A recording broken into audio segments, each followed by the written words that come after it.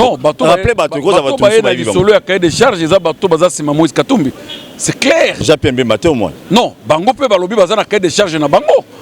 C'est-à-dire dossier ba cahier de charge et yé lokola comme si bazo adhérer dans un parti politique. C'est-à-dire baza koya et pas président Félix sans comprendre qu'est-ce qu'on appelle union sacrée. Ça c'est de 1. De 2. Cahier de charge oh ils allaient voir piège à Liboso. Et pas tant mon Konzamboko. Piège à Liboso que non comme yo longwe pas ndeko Kabila o yazalaki na ba député o bondosa na musala que au komi ko benga biso to ko pesa au poids. C'est-à-dire que ba retrouver que président de la République a commis un point de faiblesse donc nyoso to ko senga ye a ko pesa. Tu vas à la radio dire aux Congolais que ngana longwe pas Kabila na ye pas Félix puisque na comprendre que ye ayena qu'on travaille pour l'intérêt du peuple. C'est que oh yo bandi ko travailler durant 14 ans comme ministre. Et c'est là intérêt à nani. Félix s'il voudrait bien avancer na lobaka yango bien qu'il cesse de compter sur les commerçants politiques. Na Congo to telema to lobela mboka Ole to suwa ko bimisa na poasa.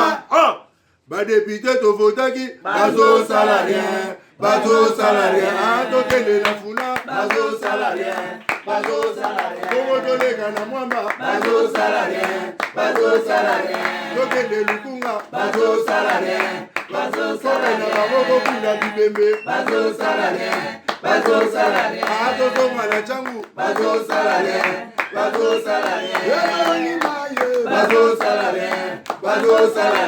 kola ni molili. Bazo salarien, kulu ne paye. Bazo salarien, ala balengani ba mama. Bazo salarien, kola ni wape. Bazo salarien.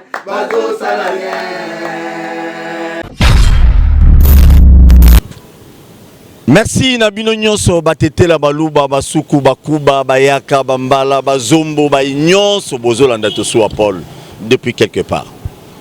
Na banzete Congo ya biso nyonso. Équipe ya bakino balobi tozotambola partout. Lelo to so Paul tozana rond-point Kilmazière. À l'époque, je crois moi ba filmer pembe nezate parce que ba publicité les Kébélé kuna ndezala ki Kilmazière bano yo rapindaro o batwana baselanga makona ba onkala. Lelo tozobeta lisolo tata mokonza mboka lali azotambola partout à lobby. Il faut Congo il faut Zalaïni. Congo il faut Keneli Bosso. Mais je ne saurais pas travailler seul, je dois travailler avec les gens. Batongone banani. Toujours ba Congolais aux étrangers. Je ne pas travailler na bango pour le Congo Keneli Bosso. La fois passée na Melabino, maître Armand Lukika, Boka Kinenga Bané ko annoncer le bino. Union sacrée on est 3 mitou. Il ne saura pas gérer ça. Azu Moïse Azui Mbemba, Azui Bahati. Bango se baza bato baboul. Lelo yo, moins de 1 mois, nous déjà ezali ke bato mususu ya union sacrée et autres. Moïse Katumbi, Jean-Pierre Mbemba, bango nyonso déjà mutu no mutu, ayebela déjà il faut azo côté ya munene. Maître Armand Lukeka, a lobi Paul, nana besoin de sa soumise au point ya mibale, nata la prophétie nanga kokisa mitote. Et ça la passe hier. Na simana biso wazando ezali oyo ba politicien ya kalabayebi nino bango basalaka à l'époque pour que zando wana ezala salité bongo na kopesaka mutu mombo e contrat o azali libanais so tamana ba monde na ebite so ba repesa congolais moko contrat ne ba pesa libanais oyo to ebite. Voilà passe ya Congo. Maître Armand. Covid est dosé hein. Ah danger Paul. Nambaki mutumo lobi abisinga biono honorable Thomas Lokondo pe azate na il semblerait azate na Covid. Donc Covid peneza solo. Na ba joueur na biso musu ba betagité na match to beta na Congo Brazzaville là.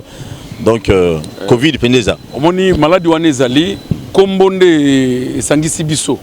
Mais peut-être tous zalaka nango eza kosu eza banini ba symptômes nyonso wana bazolo bela wana tous zalaka nango déjà mais le problème c'est que comme on est kusangana na ba symptômes ndenge bandi ko s'afficher vous comprendre mais awe pa na biso te couverture ya nzambe ndenge za na Afrique awa te eloko akubanga ezate nzambe moko akozwa charge. Mais au moins toi c'est protégé au moins.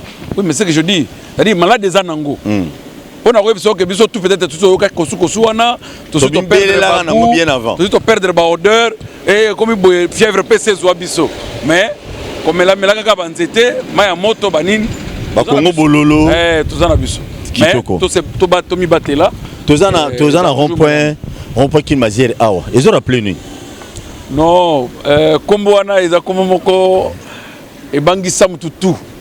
Kin Mazière. Et puis à l'époque, yo tia caméra bouya wana Kin Mazière. Barozwana yo nyon surtout la musia zaza. Et Simbate. Hein? C'est terrible. Kin Mazière ezalaki sikamoko historique. Et sikamoko historique. Donc très dangereux. Ce qu'on continue à Kin Mazière, yeba ke ka modèle ngo to bandi ko comme mamango à Kalev. Hein, au moment histoire en gonde ezana nous récent, je rappelle c'était encore récent. Rappelez bango. Ce qui ba bengi oh non aucun quartier général. Donc wana moto yeba ke non soit basara ka déjà matanga soit ndenge nini. Ndema mozala ki donc Kin Mazière ezalaki sika moko ya blague te. Ya blague te. Et puis après bato ba ya boya ata ndenge toza lelo toza le 18. Ouais. Lelo toza le 18 ne toza ko enregistrer émission. Na rond-point Kin Mazière, eza rond-point moko. Ah ouais déjà sango ya mabe déjà qui a plusieurs fois. Ndeko la fois passé na Makio, on annonçait déjà makambo ya ino sacré qui eza bulueki. Lelo to s'occupe. Non, Paul, toujours continuer à annoncer kakambala oh yamba kinga wana te. Depuis kaka mariage bandi à FCC Cash na banda déjà koloba. Que no makambo ko kende musika te. Toke pe mbula liboso ya mibale katani tangu union sacré pe botami to sengi na mokonzi ya mboka ke non eloko yo boti ekozala nango malamu po yo ndo za géniteur ya likanisi mais il faut au définir bato po bato ba kota na ndenge ya buruku tuté ndenge bulu ekete ndenge ya kaka bo bulu e mutu kaka bo nga za politicien te oza politicien ya génération nini oza politicien ya pensée nini oza politicien ya discipline nini po mutu to abenga mi sportif aza sportif kaka te ke no aza judoka tout ça na ba sportif o baza ba footballeur tout ça na sportif o baza ba judoka ba sportif o baza ba boxeur mais tous autres sportif na cadre que politicien yo za politicien ya côté nini yo za politicien ya discipline nini toki kozwa politicien nyonso te to tiango to tia union sacré nde na bandolo ba ke non bato ba union sacré wana bazoya ko salisa yo te pona likanisi wana ekola bazoya nde ba ko tendre ba piège toki likama liboso bimi o cahier de charge papa bonjour présenter cahier de charge dans l'Ikanisi. Parce que quand vous adhérez dans une pensée, il n'y a pas de cahier de charge à présenter dans une pensée. Envers une pensée, il n'y a pas de cahier de charge. C'est-à-dire que nos amis, il y a un cahier de charge, notamment Bato Sima Moïse Katumbi, n'ont pas compris ce qu'on appelle l'union sacrée. Quand on a un cahier de charge, il faut que vous nani au baïna li solo cahier de charge permet la tata mokonza. Non, Bato baïna li solo cahier de charge, ils ont Bato Sima Moïse Katumbi. C'est clair. Déjà bien maté au moins. Non, bango pe balobi bazana cahier de charge na bango. C'est-à-dire dossier ba cahier de charge et yé lokola comme si bazoa ko adhérer dans un parti politique. Tandis que mokonza mboka yebisi bango bien que union sacrée est un parti politique té, union sacrée est un regroupement politique té, c'est une philosophie politique. Eza likanisi o que mutu na mutu a adhéré, to partager likanisi mais et se réunir sur l'intérêt d'un peuple, sur l'intérêt de la nation. Mais bango ba komi ko yana cahier de charge, c'est ko tolo banano. Est-ce que va comprendre likanisi union sacrée? C'est-à-dire baza koya et pas président Félix sans comprendre qu'est-ce qu'on appelle union sacrée. Ça c'est de 1. De 2, cahier de charge o ezali boro piège ya liboso.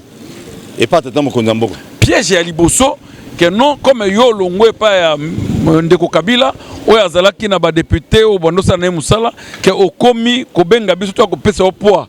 C'est-à-dire que bah retrouver que le président de la République a comme un point de faiblesse. Donc nous sommes sengaye à kopesa. To sengaye primature, to sengaye ministère de la défense, to sengaye intérieur.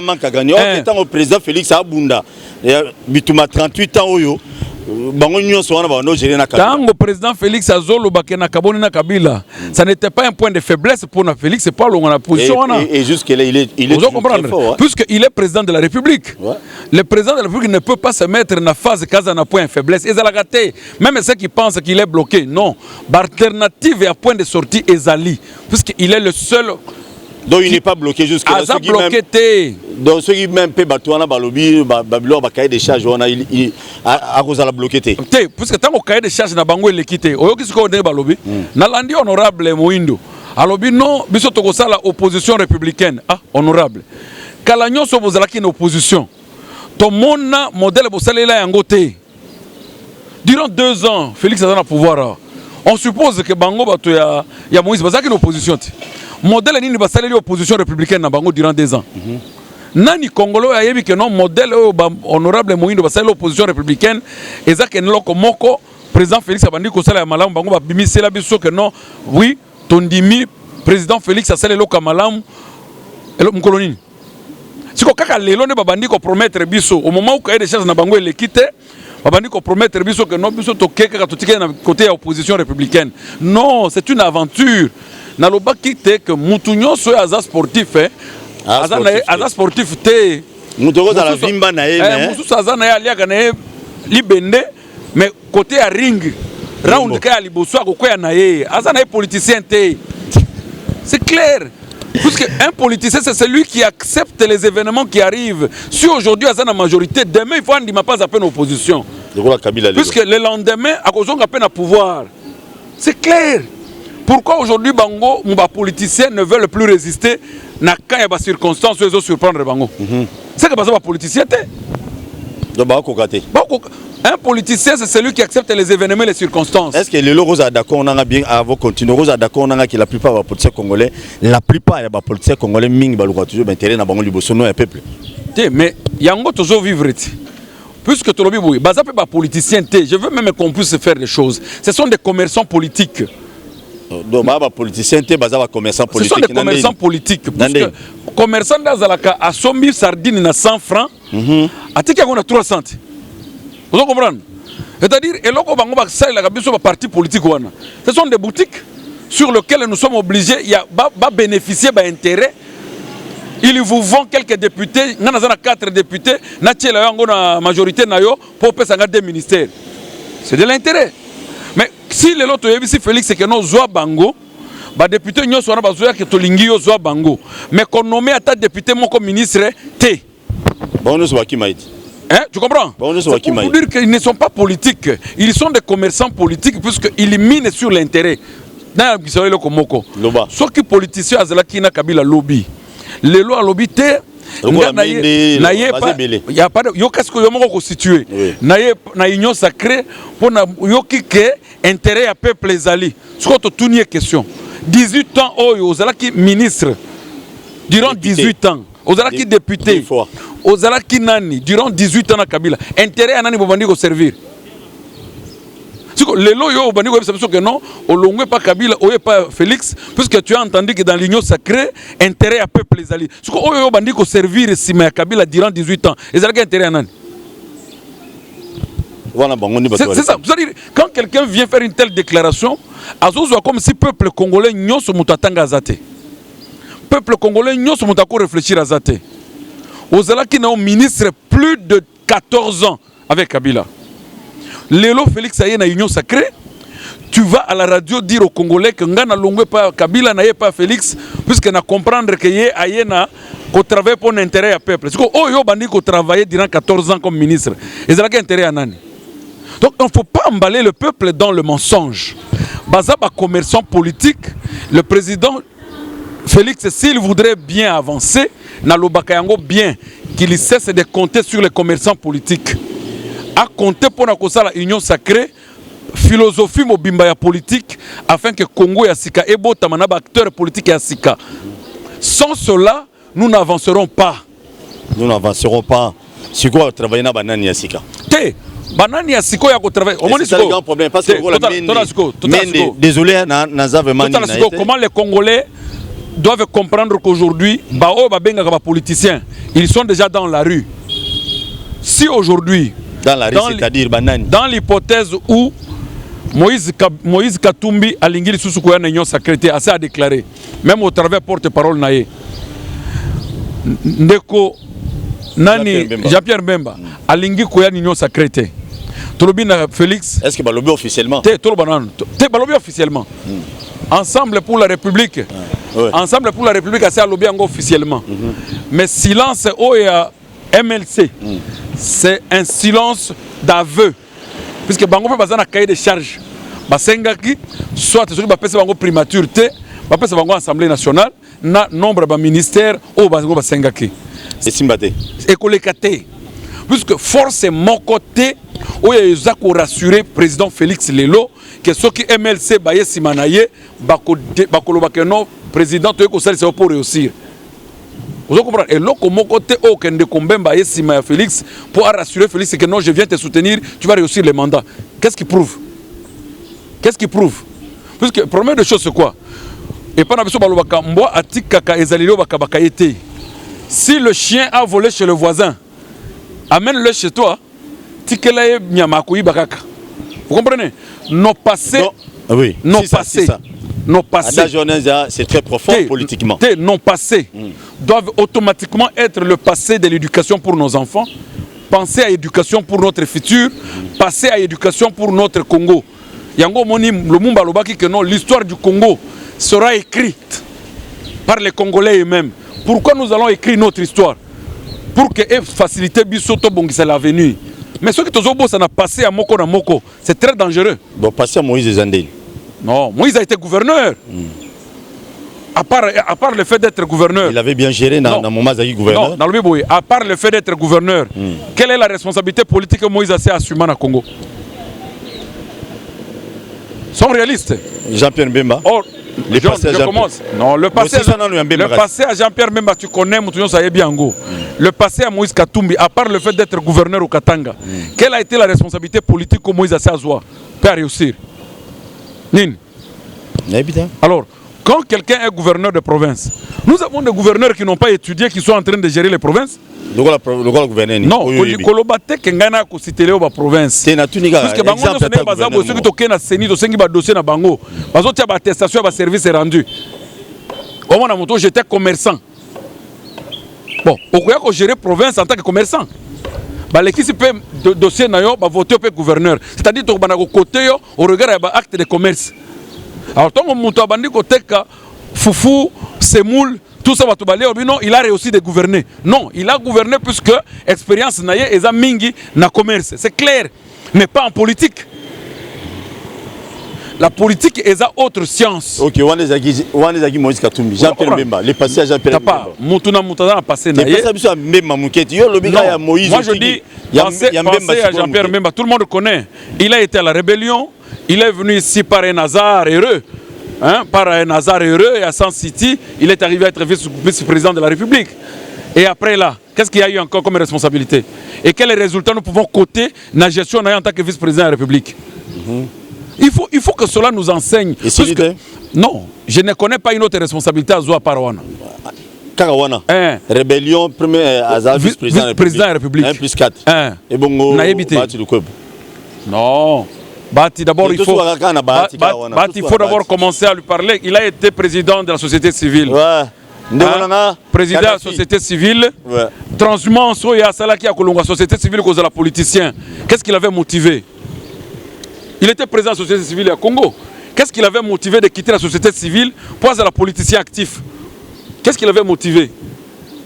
C'est une transhumance incorrecte. Il ne peut pas. Dites-moi, non, oui. J'ai dit ceci, l'histoire du Congo, nous allons l'écrire. Et il faut pas que... Non, là c'est la pression des éléments seulement pour te dire que Constance, nous allons perdre Constance dans l'appréciation et le comportement historique à Moutouna Moutou. Il fallait tous aller pour que tu aies miner sur la politique que Félix a se servir dans l'heure actuelle. Congo, il y a l'élo, et sous Congo en 1982 T. Nos enfants commencent à consulter l'Internet. Ce n'est pas plus qu'aux alaki politiciens en 1991 que jusqu'aujourd'hui, en 2021, on doit continuer à t'acclamer comme politicien. Il faut acclamer Bamoussous. Mais les mal, c'est quoi les politiciens?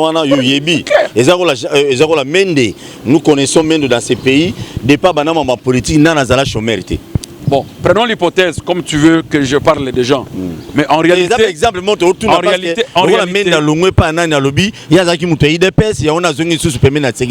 je peux considérer que le passage à Mutuna Mutuna parti politique, ils ont la Mutouaza qui école.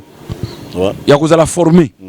Mais tu connais les vrais formés, ils ont transformé l'éducation politique dans Bango. Et puis, travailler pour l'écolo. Aux autres transformer l'éducation politique dans intérêt à peuple.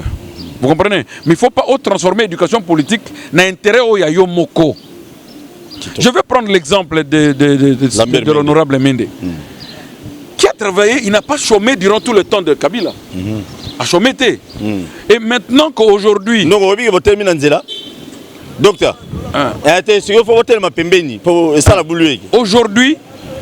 aujourd'hui, il vient à l'objet, non, je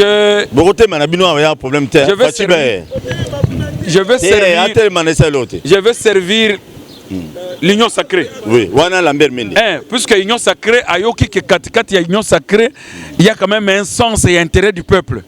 Parce que durant 15 ans, il a été ministre avec Kabila. Mende. Oui, 15 ans, au moins 14 ans, sans jamais chômer. Avant de servir l'intérêt à Nini. Il y a peuple oublié à Kabila. Des deux, il vous dit que Kabila ne l'avait jamais engagé personnellement. Mais il travaillait pour le peuple. Mais c'est le même peuple-là qu'il faut accepter de travailler pour une opposition. Puisque si c'est le peuple que vous servez, tout le monde bien la démocratie, opposition, c'est la lumière et le pouvoir. Parce que si l'opposition est efficace, pouvoir est que n'importe quoi. Tout ça a besoin de la bango au bien intérêt à peuple. Base à la peine opposition, on a que clairer Félix appartient à l'opposition. Très bien. Mais quand tu bango, il fallait base à la lumière et à pouvoir. Comme il y a opposition, pour venir encore dire à l'union sacrée que tout ça sens il y a intérêt du peuple. Parce que kuna côté azalaki lobby, azalaki intérêt à nini. Il y a un contraste dans le dire. Vous allez comprendre. Tango ya zolo ba que non soki na côté l'union sacrée eza Kabila nda tindingai. C'est là où moi je vous disais qu'il y a beaucoup d'espions dans l'union sacrée qui ne comprennent pas encore la philosophie du président Félix. Kabila tindi au côté l'union sacrée. Ça veut dire quoi? Est-ce qu'ils appellent Kabila Moutatine? Non, soyons sérieux. Bon, je prends parole puisque ce sont des réalistes. Ils ont quand même les mots et les mêmes verbes utilisés pendant son temps, ils ont utilisé les lots. Tu m'as dit qu'on croire naïe comme porte-parole. Comment aujourd'hui tu croire naïe? Tant qu'on a l'oublié que non, je suis venu à l'union sacrée puisque Kabila m'a demandé d'adhérer. C'est-à-dire Kabila n'a pas tellement les lots pour que non, maître, tu peux adhérer à l'union sacrée. C'est qu'ils ont sous une conviction n'engagée. Non, Ozoya, puisque que quand l'union sacrée. C'est-à-dire que les gens n'ont pas encore compris la substance et la philosophie et la politique qui est présent Félix. Nous avons besoin, même la jeunesse de l'union sacrée pour l'idéologie. Vous allez presser l'idéologie de l'union sacrée. Bon, est-ce que l'union sacrée a une idéologie? Le président national et MLP. Mais ça, ce n'est pas comprendre le président Félix. Félix n'a pas fait l'union sacrée comme un parti politique. Naoki Moko a comme un statut à l'union sacrée. Mais ça, c'est très mal comprendre le président. Bon. Aucun président au monde entier ne peut évoluer sans un cri philosophique. Ce qui l'union sacrée, c'est un cri philosophique à Félix. Il faut tout le sémantique, nango, substance, nango, na comment tu peux faire comprendre le bateau. Très bien. Vous comprenez? Merci beaucoup. Vous s'abonnez massivement à la chaîne YouTube Kinoa Balobi TV. Merci à ma chaîne partenaire Union sur l'exception de Kinshasa, Africa, Wemsa, Donja, Bozé, Belé. On vous dit un grand merci. Ndekwarma. Quand même, on repère ce président Félix, merci. Hein, parce qu'à l'époque, on a dit Télémi, il y a service, il y a 1000, il y a Jeep, il y a Nyon, il y a tout le monde. On repère quand même président Félix, merci. On repère merci. Il y a plein de choses qu'on peut le remercier. Oui. Vous devez comprendre. Pour attendre que Bazolo Bawana, et ça là, il y a que non, yo lobby que non, ngana mutu ya tel, bakangion à 22h. Capo lobby que non, ngana mutu ya. Mutu ya tel, bakangion à 22h. Vous devez comprendre. Ngai ne kunayo bakanganga à 22h. On a lobby que non mutu ya tel, bakanginga 3 jeeps ba blendenga. Qui te retrouve. Vous comprendre. Donc makambo eze belé oh il faut te remercier. Mais tu remercier nanu mingité, tu as posé makambo et continuer et belé. Embouteillage aux habiletés quand même. Hein, bien, on va gêner la circulation. Vous comprenez? Tu remercier makambo et belé entre autres oh la liberté oh yo. Tozo comme nango na moko to na pe na mboka na biso na coin. To vandi, to sololi, to beti makambo et belé. Zela Masolo pe leki. na rozwa na Donc suka. ekozala malamu mingi. Oui. Et toujours remercier. Ça c'est clair. Maître Armand. Format ya politique ozo monela ya Congo ya lelo.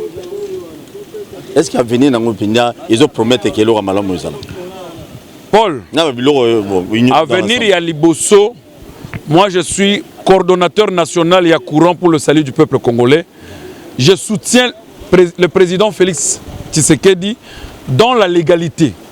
Ce qui est allé neloko oyo ko sala ma parti ya président Félix. Oyo eza légalité. Oyo zo compte en intérêt à peuple té. Na koyebisa ye oyo peuple kolobana senga na koyebisa ya haute voix.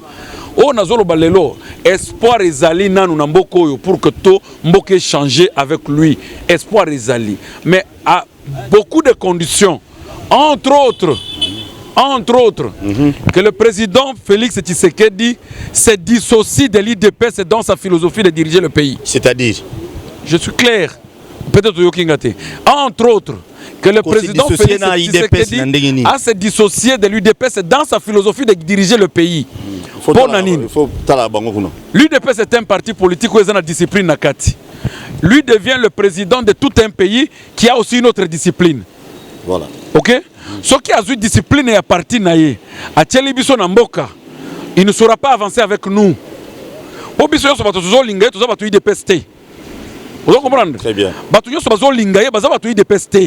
Alors s'il veut imprimer la discipline de son parti pour diriger dans Ngomboka, ça ne passera pas. Très bien. Ça c'est de un. C'est pourquoi vous avez vu avec prudence, M. Kabila s'est dit qu'il est indépendant. Tant qu'on s'est présenté dans l'élection, Kabila a autorité morale et PPRD, mais il s'est dit qu'il est indépendant. Pour éviter que PPRD ait prédominance dans l'action. Vous comprenez? C'est ce que moi je lui demande aussi. Je sais qu'il a passé à se dissocier dans l'IDPS. C'est un bien laissé par son père. Azan a souvenir et belé na katelo kwana.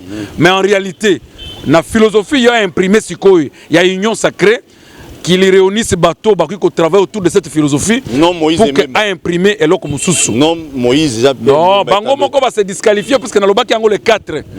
Que et Moïse et Jean-Pierre Mbemba et Bahati qui l'a nommé informateur. Bazouya Kosali ça a été. Je n'ai pas caché les mots. Bazouya Kosali ça a été. Puisque Baza va éventuel candidat président de la République. En 2023, oui, 2023. mais comment Bakoya Kosali ça a pour réussir? Bakosali ça a été. Très bien. Pour ceux qui a réussi le mandat, c'est que Batona Bakozanga Maloba Koloba na campagne. Bakosali ça a été. C'est clair. Très bien. Merci. Tokomina Souka, Topesi, merci. Nabino tout batu Zela Mukendeko.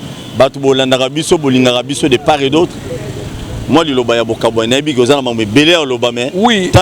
Deuxième élément après le dossier UDPS. Le président de la République doit se servir de tous les intelligents du pays sans pour autant, parce que je voudrais que le président applique un peu de la dictature. Tous ces gens qui ont été complices avec Kabila à interdire Bango, même les médias, pour que le peuple puisse les oublier. S'il vous plaît. Ça c'est compliqué. S'il vous plaît. Vous savez, hein, au Rwanda, aujourd'hui si nous envions le Rwanda, c'est un pays où l'élection se passe. Mais chez Kagame, la démocratie dictatoriale existe. Je l'appelle la démocratie dictatoriale. Ou même en plein conseil des ministres. Bazo tia ministre menote jusqu'à justifier mbongote. Bakangi en conseil des ministres. Mais il y a plus de choses compliquées. Yo ozolo baloba mingi, plus tu prêches mal, plus ce peuple les alliés quoi avaler ma baie. Comme yo zala qui depuis 18 ans, tu as beaucoup prêché. On te met en quarantaine. C'est comme un moutazu Covid. Batia en quarantaine. Batouana nyoso ba complice nyoso wana. Oh, Basalisaki, Ndeko Kabila, pour que a réussir, on le met en quarantaine. Très bien. Vous comprenez? Deuxième élément. Troisième. Si l'on veut maintenir en réalité la situation de l'union sacrée, le président doit compter que Batouana, ceux qui basent la bonne volonté. Vous comprenez? Il y a que ça, en tant que majorité parlementaire.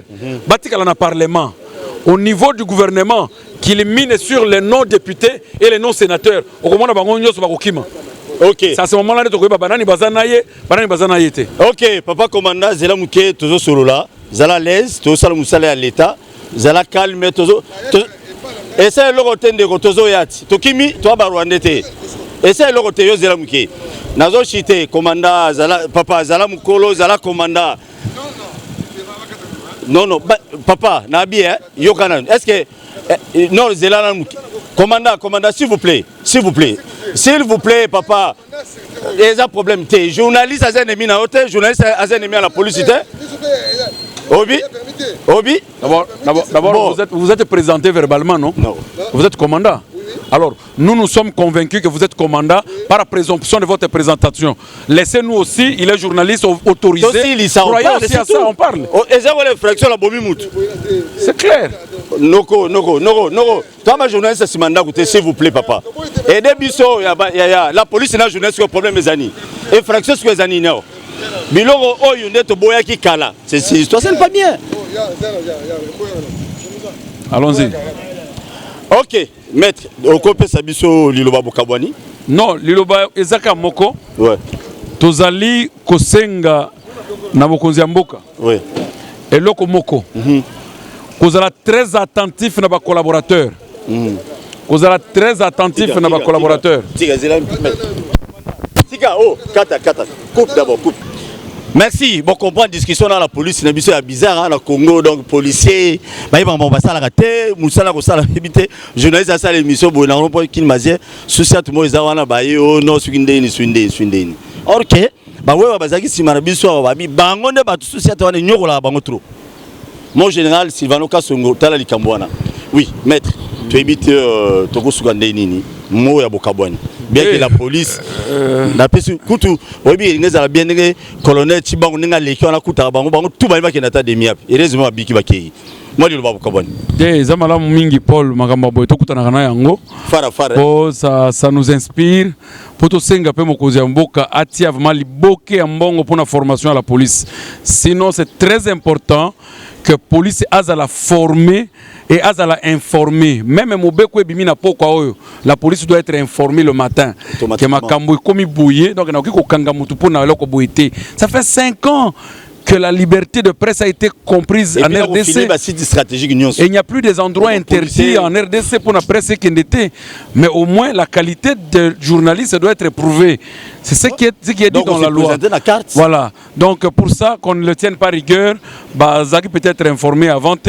Et puis tout changer dans Bango va comprendre. Yasuka Ezali Paul que le président Félix a une charge.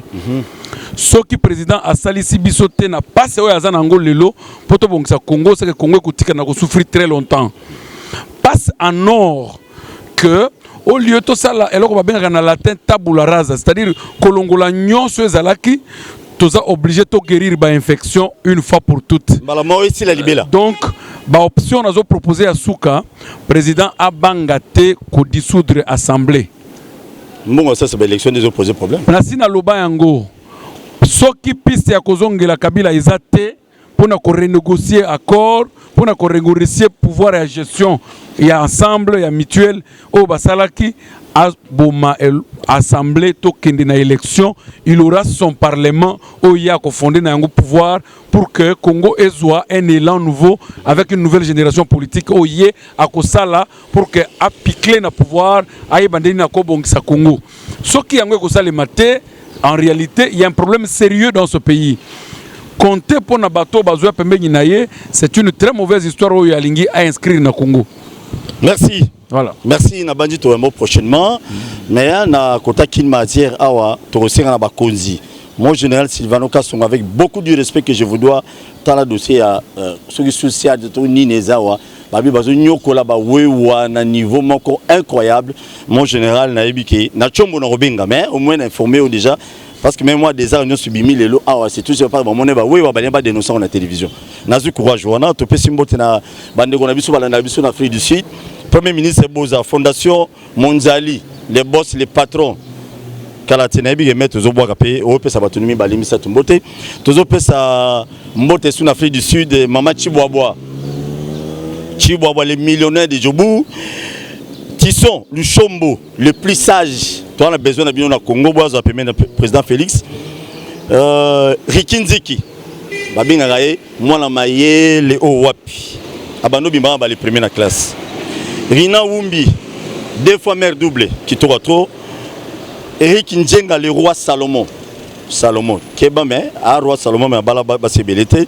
Sans oublier désormais tozo banda boutique moko en Afrique du Sud bandimi ko banola sa porte soit ezali boutique ya mwana mboka Fiston Pelende wazali ndeko ya Fabrice Pelende alobi il faut to banola tsayo famille fashion na leli maître moi mbote na batimi balé non na pesi na mbote liboso et pas janvier ezala bavé na bavé président Nabiso ya mboka Félix Antoine Tshisekedi Tshilombo na pesi mbote mingi na mwasi na ye. Je salue aussi le président honoraire. Binora Bobo flatté fatiga aux appels. Nazo flatté était Nazo pesa mbote puisque il est le président de mon pays. Oui. Na pesi pe président honoraire Joseph Kabila Kabange mbote. Oh Paul, mais yo ngana zo comprendre te. Loba toujours yo pesa ba mbote na yo. Na pesi Masanangai ndekunanga François Yolama en France. Parce qu'il suit beaucoup tes émissions. François Yolama était là qui m'a fumé. En tout cas, Paul n'a pas si tonyo sur la émission en mbote. Merci, mais espoir ni nous repère un peuple congolais. La façon ba théâtre de chez nous ya ba politique au yo salemela. Espoir au nazo pesa na peuple congolais ezali ke ba compter sur président Félix à l'heure actuelle, parce que nous n'avons pas un autre président. L'unique. Et Bapé Saye, Batouyon Sobaza, Kozalanata, Kosulana, président Nabiso, Bapé Sakaye, conseil, Oya Malamu, adapté la politique et Mboka Nabiso, mais Batika Komemelaye, principe et juridisme inutile, Oyezo Sungambokate. Le président a nommé des technocrates et belé, mais a nommé des politiciens et belé, Pembe Ginaete. Bazar réellement intelligent. Bazar réellement professeur d'université. Bazar réellement ba diplôme belé. Mais bazar politicien té. Pourquoi? Puisque ba erreur ezali ko bima na bureau ya mokonzi mboka er moko. Biso moko to ba ke non so kezala ka ba politicien o ba yebi politique fondamentale ya mboka oyo. Ba ka moni ngezala té. Donc na lobby ke bato bazala na ta kozana mokonzi mboka ba pesa kaye politique adaptée na mboka na biso ezala politique ya mboka ba payate. Politique ya Afrique, politique ya Congo, il faut seulement un modèle na yango ya Congo. Merci avec beaucoup. Des personnes habilitées à cause de la politique wana. Merci. Le courant pour le salut du peuple Onga Nazali, coordonnateur national. Azali qui organise conférence. Kalaté. Conférence la semaine qui arrive, la date sera communiquée par les chaînes de radio et des banderoles pour na couper ça ce que dit le peuple pour la solution à la politique actuelle. Kitoko. Donc, on peut se piste de solutions. Congolais, au profit pour comprendre qu'est-ce que nous voulons pour que Congo ait la malam. Merci beaucoup. Merci. Je crois que tu es un bon prochainement. Hein? Merci, Paul. Merci beaucoup. Tokutani. Rapidement. Président Félix Hassani. Président Félix soutenir surtout la vision au abimisi à union sacrée. Vision au mais bato Kabilo ba epeme na ye. Te bato Kabilo na baza bato moko boye eza lokola bato bazaki na masumu tango ya Yesu tango bapusali pembe na Yesu donc ba yaki po balongola masumu na bango po soki okutani na mutu asa pembe asa peto donc il faut yo pe ozala peto kitoko to kombo nani comme on a dit donné, tous en a posé pena Félix a bimisa pena makanisi na union soit qui na opposition pour to boy ceux qui beaucoup zesile le bisusuke na zangi pe 15 personnes ne Kabila bano lela. Kitoko. Merci beaucoup. Topesi merci mote mingi na ndeko moi landaka te soit Paul sur une vidéo coach mutali boso landaka maman Jacqueline Jacqueline je crois depuis la Suisse merci na Fretas merci na les profs. On va réaliser une mission prochainement. Les Congo appartient aux politiciens. En général, les lots, c'est parce qu'il y a des gens. Aux policiers, les lots, c'est parce que Batou Bazali. Il y a un critère pour recruter les policiers. Il faut maintenant que président Félix Tchambon est belé pour former les biso penza. Les policiers à solo. Dans le but, c'est que les policiers à solo bazati. Kitoko. Tokutani prochainement.